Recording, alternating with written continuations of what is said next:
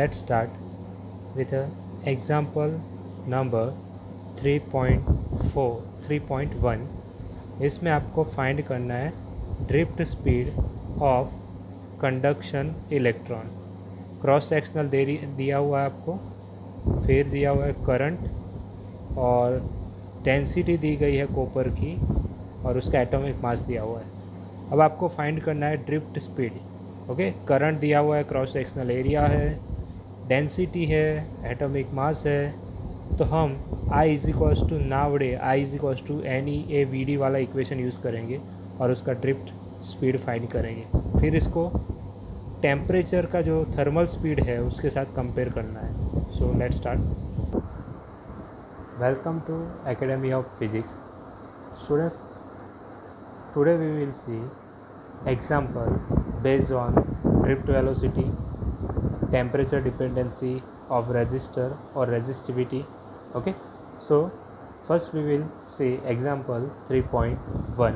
Okay, what is given in 3.1? As we have seen that the current is given 1.5 ampere, cross sectional area is given 1 × 10⁻⁻7 meter square, density of copper is 9 × 10⁻3 kg per meter cube, atomic mass of this copper is 63.5. now what you have to find, आपको find करना है drift speed. We have to find drift speed Vd। Okay, अब आपके पास जो value है उसमें आप देख सकते हो I है, क्रॉस सेक्शनल एरिया है, डेंसिटी है रो और एटॉमिक मास है। ड्रिफ्ट स्पीड फाइंड करना है तो ड्रिफ्ट स्पीड के जो सारे फार्मूला है वो याद करो। उसमें एक I वाला भी इक्वेशन है। As we know that the relation between drift speed and current is written as नावडे I = NE/AVD। So what we have to find, हमें फाइंड करना है Vd। So make the formula, subject बनाओ Vd को। सो Vd = क्या होगा, I/NE where N is the number of electron, conduction electron जो आपके क्वेश्चन में दिया हुआ है। ओके, अब ये नंबर ऑफ कंडक्शन इलेक्ट्रॉन आपको एक मेंशन किया गया है। Each copper atom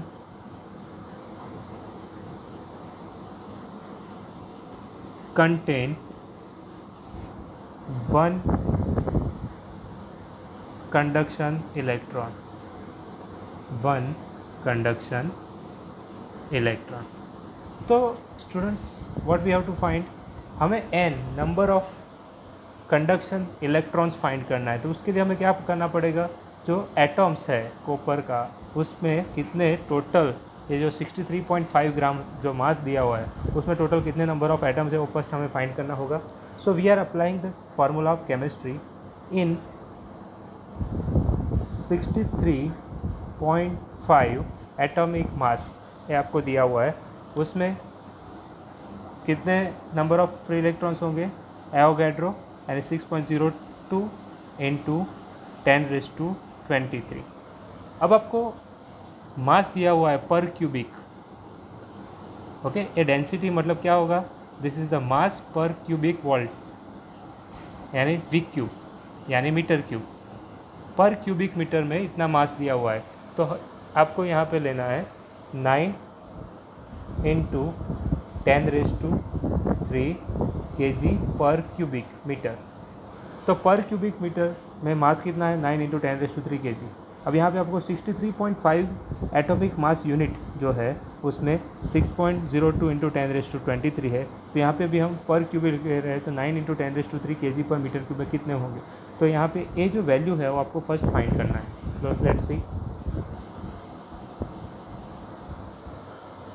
number of copper atom या तो number of atom N = formula क्या था, 63.5 में एवोगैड्रो, तो 9 × 10⁻² जो आपको वैल्यू दी गई है 3 उसमें कितना होगा, तो आपको 9 × 10⁻³ इंटू एवोगैड्रो 6.02 10⁻23 डिवाइड बाय यहाँ पे आपका जो एटॉमिक मास वेट है वो आपको डाल देना है 63.5।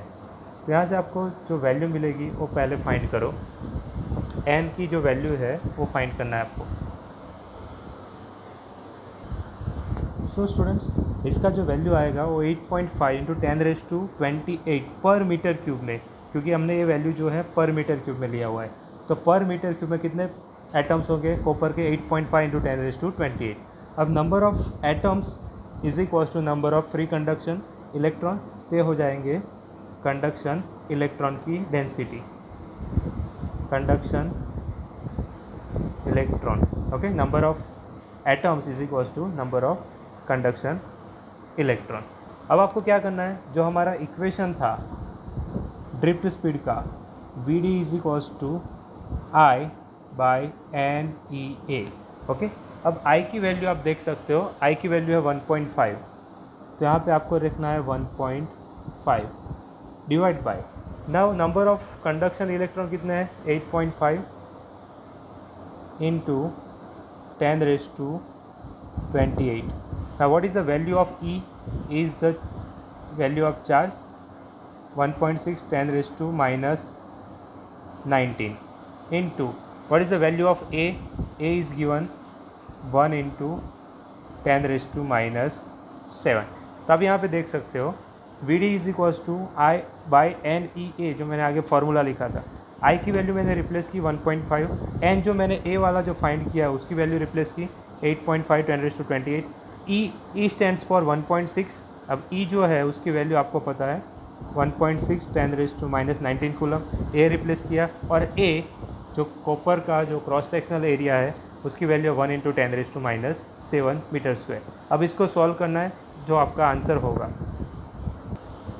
सो इसका सॉल्यूशन जो है होगा वी डी यानी drift velocity of conduction electron is 1.1, A approximate value है, आपका जो आंसर है वो आपको लिखना है 1.1 10⁻³ मीटर पर सेकेंड। अब इसको आप मिलीमीटर पर सेकेंड में भी लिख सकते हैं, which is also written as 1.1 millimetre per second V D. Okay, ए हुआ 1.1 millimetre per second drift speed of a conduction free electron copper के अंदर। अब इसको आपको कंपेयर करना है थर्मल स्पीड के साथ। सो what is thermal speed equation? Temperature आपने 11th में चैप्टर नंबर 12 और 13 में डायरेक्ट इसका आंसर आता है, जो इक्वेशन है वो आपको याद रखना है। Thermal speed V is equals to when there is a mass where there is a temperature, तो ये वैल्यू आपको याद रखना है, डायरेक्ट इक्वेशन है जो 11th के बेसिस पे लिया गया है, kB/T/m, where kB is Boltzmann constant, replace the value of Boltzmann constant, take the value as a 27 degree और 300 केल्विन। ओके, मास जो आपको दिया है वो आपको लेना है।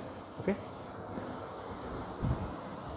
Okay, so thermal speed V is equals to √kBT/m में आप सारी वैल्यू रखोगे, kB यानी 1.38 इंटू 10⁻23, T आपको लेना है 300 केल्विन, मास ऑफ कॉपर जो आपको दिया है वो आपको लेना है। ओके, डेंसिटी से फाइंड कर देना है। तो यहाँ पे आपका जो आंसर होगा थर्मल स्पीड का 2 इंटू 10⁻² मीटर पर सेकेंड होगा, और यहाँ पे जो आपका ड्रिफ्ट स्पीड है वो है 1 into 1.1 into 10⁻³ metre per second, यहाँ पे 2 into 10⁻² metre per second. When we are taking ratio, so thermal speed जो है वो वी से 10⁻⁻5 टाइम्स। ओके, सेम आपको कंपेयर करना है speed third. Okay, so when we are comparing this to equation, तो आपको लिख देना है यहाँ पे drift speed of conduction electron is very small, means 10⁻⁻5 times than thermal speed.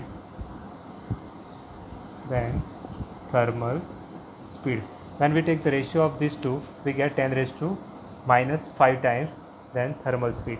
अब आपको थर्ड जो पार्ट है इसका, उसमें डायरेक्ट कंपेयर करना है इलेक्ट्रोमैग्नेटिक वेव्स की स्पीड के साथ ड्रिफ्ट की स्पीड का क्या रिलेशन है। So as we know that electromagnetic wave having speed v is equals to 3 into 10⁸ metre per second square.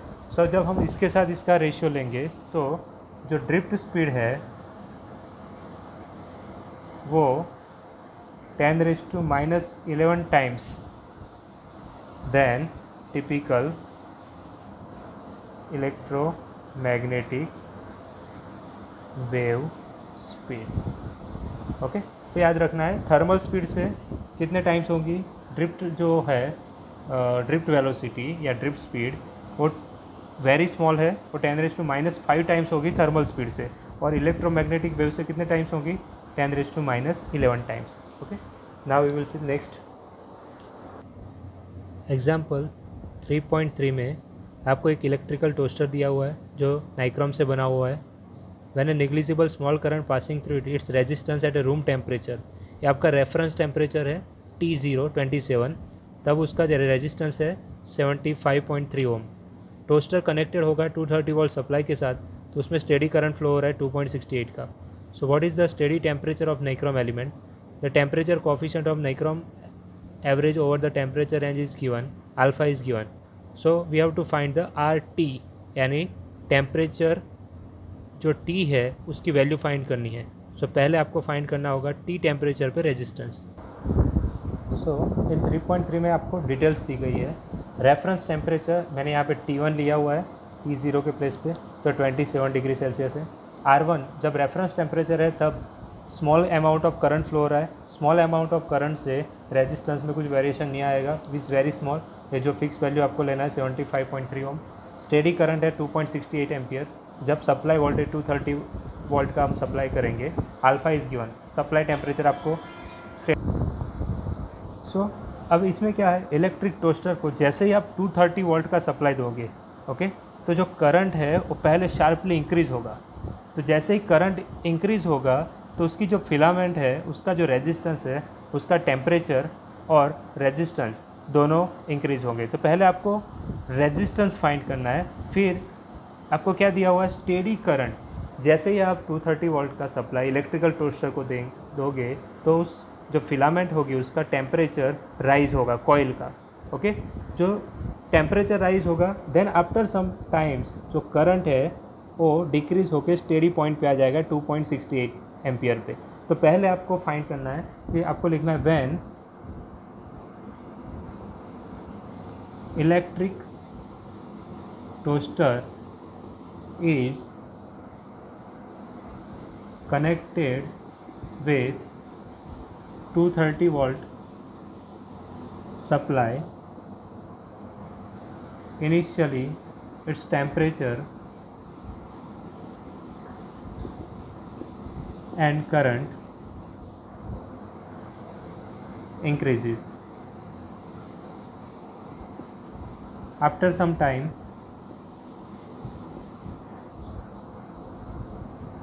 current becomes steady at 2.68 ampere. Okay, so जब current 2.68 ampere हो जाएगा, supply voltage 230 volt है, then we can find at a particular temperature यानी T2 temperature पे। तो यहाँ पे आप R2 फाइंड कर सकोगे। ओके, तो जब करंट स्टेडी हो जाएगा 2.68 पे तो उसका टेम्परेचर भी तब स्टेडी होगा। So at a steady temperature T2 resistance V, आप रेजिस्टेंस R2 फाइंड करना है तो हम we are applying Ohm's law, V is equals to IR2। Okay, so student R2 is equals to V by I। V की value आपको दी गई है 230 volt, I is given steady current 2.68 ampere. तो यहाँ पे आपको वैल्यू मिलेगी 85.8 ओम। ये आपका होगा resistance at a temperature T2, यहाँ पे मैंने लिखा हुआ है। ओके, सो एट स्टेडी टेम्परेचर अब आपको क्या फाइंड करना है, value of the steady temperature. Starting में T1 27 डिग्री सेल्सियस, तब करंट जो है वो वेरी स्मॉल था, तब रेजिस्टेंस 75.3 ओम था। अब जैसे जैसे टेम्परेचर बढ़ेगा रेजिस्टेंस भी बढ़ेगा, तो यहाँ पे रेजिस्टेंस बढ़ गया है, देखो 75.3 से 85.8 हुआ, मतलब कुछ ना कुछ टेम्परेचर इंक्रीज़ हुआ होगा। यहाँ पे 230 वोल्ट का हमने एक्सटर्नल सप्लाई दिया है, उसमें से 2.68 का स्टेडी करंट फ्लो हो रहा है। तो अब आपको फाइंड करना है T2। So we have a temperature dependency formula of resistance R2, यहाँ पे हम ले सकते हैं R2 is equals to R1 in bracket 1 plus alpha T2 minus T1। एक फार्मूला था, मैंने यहाँ पे लिखा था उस वक्त थियरी में, RT2 आप लिख सकते हो is equals to RT1 1 plus alpha T2 minus T1। Okay, R2 का मतलब है T2 टेम्परेचर पे, R1 का मतलब है T1 टेम्परेचर पे रेजिस्टेंस। अब ये सारी वैल्यू आपके पास है एक्सेप्ट दिस T2 और जो हमें फाइंड करना है। Okay, now put the value. तो आपको फाइंड करना है T2, तो R1 जो है पूरे ब्रैकेट के साथ हम मल्टीप्लाई करेंगे, तो R1 इंटू 1 तो ये हो जाएगा R1, प्लस का है तो प्लस का साइन आपको रखना है, R1 इंटू अल्फ़ा, तो R1 इंटू अल्फ़ा और ये पूरी टर्म एक साथ रहेगी। अब ये जो R2 वाली टर्म है आप यहाँ पे लाओगे तो ये हो जाएगा R2 minus R1 which is equals to R1 alpha T2 minus T1। Now हमें ए वाली टर्म पहले फाइंड, इसमें से T2 फाइंड करना है, तो ये सब डिनोमिनेटर में आएगा। तो यहाँ से आपको सब्जेक्ट बनाना है T2 माइनस T1 को, तो T2 minus T1 is equal to क्या होगा, R2 minus R1 upon R1 into alpha. ना व्हाट इज द R2 की वैल्यू है 85.8 माइनस R1 की वैल्यू आपको जो दी गई है 75.3 डिवाइड बाय 75.3 R1 और ये होगा 1.70 इंटू जो आपको दिया हुआ है वो वैल्यू आपको लिखना है 10⁻⁻⁴ सेल्सियस इनवर्स। ओके, अब इसका मल्टीप्लिकेशन और जो सब्ट्रैक्शन है वो सब प्रोसीजर कंप्लीट करो। तो T2 माइनस T1, अब ए वाली टर्म को सॉल्व करो, कितना आ रहा है देखो। So T2 minus T1 is equal to 820। Okay, इसका जो आंसर होगा वो 820। आपको फाइंड करना है रेफरेंस टेम्परेचर नहीं बट टेम्परेचर जो स्टेडी टेम्परेचर है। तो T2 is equal to T1 यहाँ पे आएगा तो प्लस हो जाएगा, तो 820 प्लस T1। अब T1 की जो वैल्यू है 27 डिग्री वो रिप्लेस कर लो।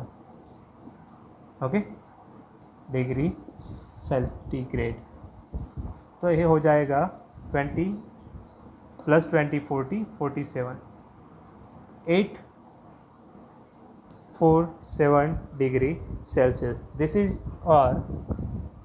Is your steady temperature of a nichrome element. Okay, तो वो आपका answer T2 is equal to 847 degree Celsius. Students, now we are moving towards example 3.4। इसमें resistance of platinum wire of platinum resistance thermometer, जो ice point यानी temperature आपको लेना है 0 degree, उसमें रेजिस्टेंस है आपको 5 ओम। स्टीम पॉइंट यानी उसका टेम्परेचर होगा 100, तब रेजिस्टेंस है 5.39। थर्मोमीटर जब बाथ में हॉट बाथ में इंसर्ट किया जाएगा तो रेजिस्टेंस होगा 5.795। तो पहले है आइस, फिर है स्टीम, उसके बाद है हॉट बाथ। तो आइस जो है वो रेफरेंस रहेगा। Calculate the temperature of the bath.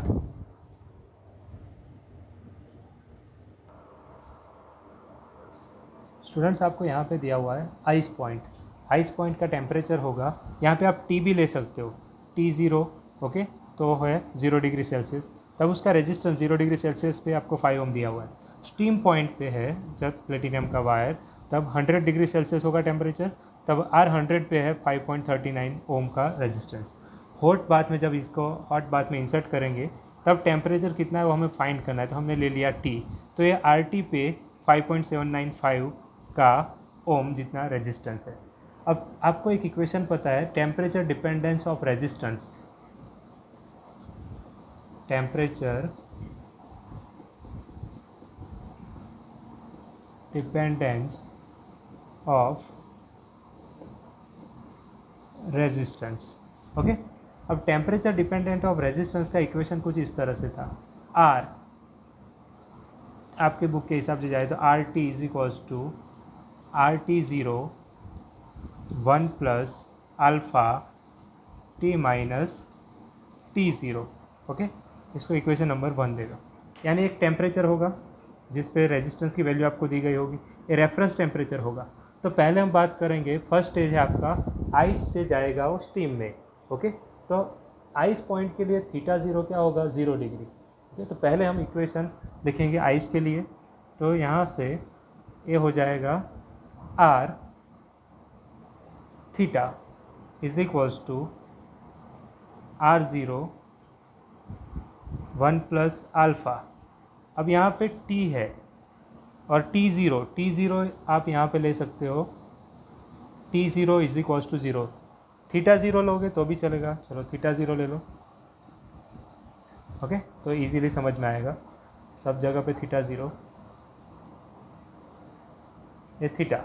So R theta is equals to R theta 0 1 plus alpha. अब थीटा 0 क्या है, आइस पॉइंट पे 0, तो अल्फ़ा इंटू थीटा। यहाँ पे थीटा 0 की वैल्यू 0 पुट कर दो। अब मल्टीप्लाई करो ये चीज़ को, तो R theta is equals to R theta 0 1 के साथ मल्टीप्लाई होगा plus R theta 0 alpha theta. अब आर थीटा 0 यहाँ पे आएगा तो इक्वेशन क्या होगा, R theta minus R theta 0 is equals to R theta 0 into alpha theta. A वाली जो टर्म है नीचे आएगी, तो इक्वेशन बनेगा R theta 0 upon R theta 0 into alpha is equals to theta. Okay, तो ये आपका इक्वेशन हुआ। अब इसको इक्वेशन नंबर 2 मेंशन कर सकते हो। तो इक्वेशन नंबर 2 पे R theta minus R theta 0 upon R theta 0 into alpha is equals to theta. अब आपको दूसरा जो सब की वैल्यू रखना है स्टेप बाय स्टेप, देखो कैसे करना है। ओके, तो जो इक्वेशन आया R theta minus R theta 0 is equals to R theta 0 alpha theta. अब इसमें आपको स्टीम और हॉट बाथ के लिए इक्वेशन बनाने हैं। तो फॉर स्टीम आपको थीटा पुट करना है 100, तो यहाँ पे होगा R 100 minus R theta 0 reference जो कहाँ से स्टार्ट हो रहा है 0 से, तो यहाँ पे लेना है आर 0 इज इक्वल्स टू यहाँ पे भी होगा R 0 alpha as it is. यहाँ पे जो थीटा होगा, ओके, वो थीटा क्या है 100 माइनस 0 यानी 100, स्टीम के लिए 100 है। तो ये होगा इक्वेशन नंबर 3 आप दे सकते हो। सेम वे आपको फाइंड करना है for hot bath. Same equation, यहाँ पे 100 है स्टीम के लिए, लेकिन हॉट बाथ का टेम्परेचर कितना है हमें पता नहीं, तो we are taking as a RT। बाकी सब सेम, यहाँ पे होगा R0, ये भी होगा R0 अल्फ़ा, और यहाँ पे होगा T, क्योंकि ये वैल्यू आपको नहीं पता है। Equation number 4। Now taking ratio of 4 to 3, taking ratio of equation number 4 to 3। Okay, तो 4 नंबर का इक्वेशन क्या है, हॉट बाथ का टेम्परेचर पे रेजिस्टेंस माइनस 0 डिग्री सेल्सियस पे resistance is equals to R0 alpha into T। अब divide by 3 यानी steam point पे, तो स्टीम पॉइंट पे है R100 minus R0, okay, divide by यहाँ पे भी होगा सेम R0 अल्फ़ा, बट यहाँ पे हो जाएगा 100। तो ये दोनों कॉमन है तो कैंसिल आउट हो जाएंगे। आपको फाइंड करना है T, ओके, तो T का फॉर्मूला बनाए, 100 सामने मल्टीप्लाई होगा, तो T का फॉर्मूला क्या होगा, temperature T is equals to RT की वैल्यू आपको दी गई है 5.795 माइनस R0 की वैल्यू दी गई है 5 ओम, डिवाइड बाय R100 की वैल्यू भी आपके पास है 5.39 माइनस 5 इंटू ए जो टर्म है 100 वो सामने मल्टीप्लाई होंगी। ओके, तो R0 alpha alpha cancel, T as it is रहेगा, 100 नीचे 100 यहाँ पे मल्टीप्लाई होगा, तो जो T का फॉर्मूला होगा RT माइनस R0 अपन R100 माइनस R0 इंटू 100 होगा। तो RT की वैल्यू हमने रख दी 5.795, R0 की value -5, R100 5.39 and R0 again -5 into 100। ये जो भी आंसर होगा वो आपका हॉट बाथ का टेम्परेचर होगा। ओके, तो इस तरह ये वो आप लिख दो। So when we solve this, we get the temperature of hot bath T is equals to 345.65 degree Celsius. Okay, तो ये पूरा जो सम है उसमें ए वाला पार्ट इंपॉर्टेंट है, दोनों के इक्वेशन बनाना है आपको। जो मेन इक्वेशन है हमारा, यहाँ पे मैं फिर से लिख रहा हूँ equation, R theta is equals to R theta 0 1 plus alpha theta minus theta 0। इस इक्वेशन से हमने दो इक्वेशन बनाए, स्टीम के लिए और हॉट बाथ के लिए। ओके, तो ए वाला इक्वेशन यूज़फुल रहेगा इस सम को फाइंड करने के लिए। तो आंसर होगा 345.65 degree celsius. Thanks for watching. Students, you have to solve this question. आपकी एक्सरसाइज 3.5 नंबर का जो क्वेश्चन है, जो अभी हमने फाइंड किए दो सम 3.3 3.4, उसके बेस पे ही है। इसका जो आंसर होगा वो आपको मुझे यूट्यूब कमेंट में बताना है। Okay, thanks for watching again. For any doubt WhatsApp me on this number. Thanks for watching. Subscribe, share and like. Thank you.